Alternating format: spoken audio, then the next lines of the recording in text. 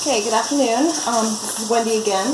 Today I'm going to do a short, simple video on making your own tomato flakes or tomato powder. I decided I needed to do this because I have probably 3 years worth of home canned tomatoes, whole tomatoes in quart jars.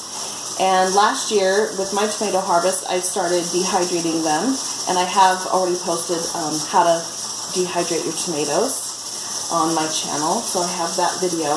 Now this year I have lots of tomatoes again, and the dehydrated tomatoes are fantastic, but I am running out of room to store them. So I'm going to show people another option that would be great if you're low on space, or maybe you live in a condominium or an apartment or a really small home and you want to conserve space. So I'm taking tomatoes that I've previously dehydrated, and you want to dry them until they are crispy, pretty crispy. Okay, so these obviously have already been done. So I'm going to take and put a whole bunch of them in my food processor. If you don't have a food processor, you can use your blender. And I used to do that before I finally bought a processor. Okay.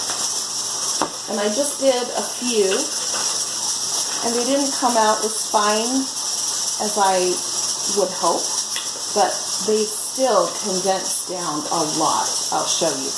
I used an entire gallon-sized Ziploc bag that was like this a few minutes ago, and after putting them in my food processor on the crush setting, they compacted down to half of a quart. So that will be a huge space saver.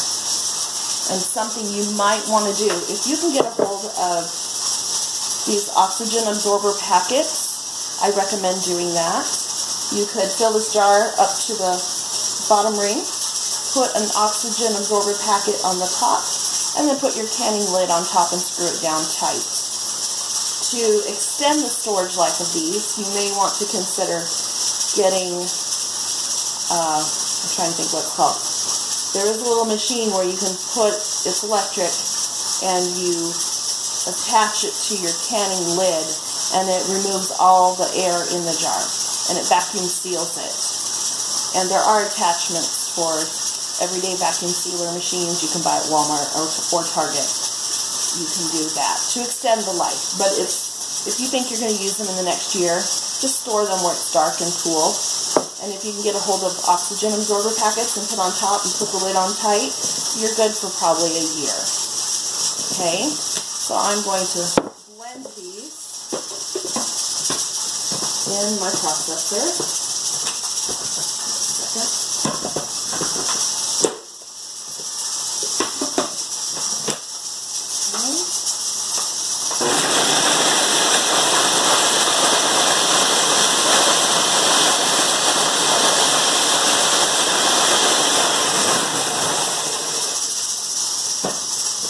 Show you, they're not quite done yet,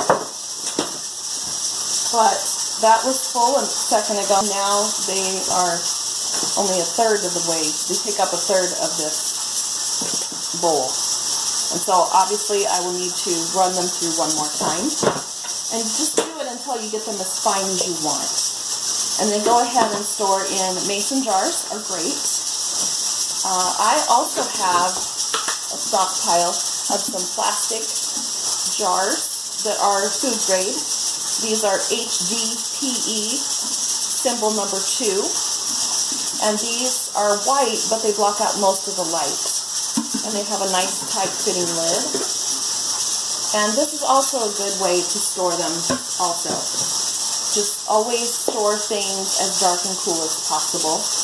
And tomatoes are great. You can make any kind of sauce or paste, and you just keep adding water and stirring until you get the consistency you want. And as everybody knows, tomatoes are very versatile, and you can do a lot of things with them. And I hope this video helps you out. Thanks. Bye.